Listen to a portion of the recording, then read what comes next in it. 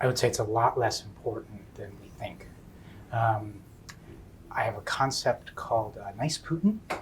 Um, the concept of nice Putin says we know that Putin is not nice. We know that Putin is mean, nasty guy.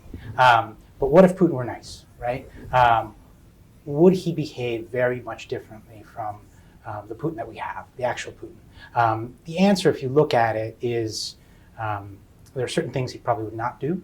But given Russia's geopolitical position, given Russia's weakness as a state, given its weakness economically, given the sort of instability in its periphery, I think that nice Putin would behave quite a bit like the actual Putin.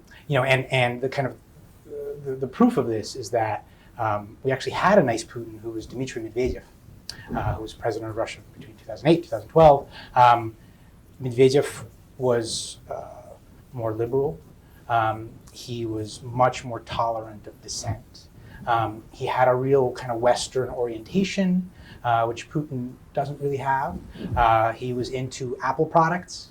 He loved playing with his iPad. And yet, and there was certainly a certain amount of liberalization that took place under Medvedev. It now looks quite appealing in retrospect. However, Medvedev was in charge when Russia invaded Georgia. Medvedev came on national TV and accused the Georgians of perpetrating genocide against the Ossetians. So, that was a very kind of hard power, quite tough maneuver. When we think, so would the hacking of the U.S. election have happened under Medvedev? I would think not. That's not his sort of thing. Would something like the crisis in Ukraine have happened?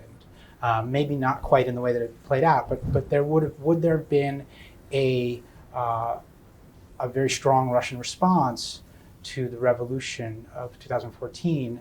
I think the answer is yes. If you accept the premise that actually, the Russian state would behave in a similar manner, whether or not you had Putin in charge, the kind of American and Western obsession with Putin begins to seem sort of more harmful than useful.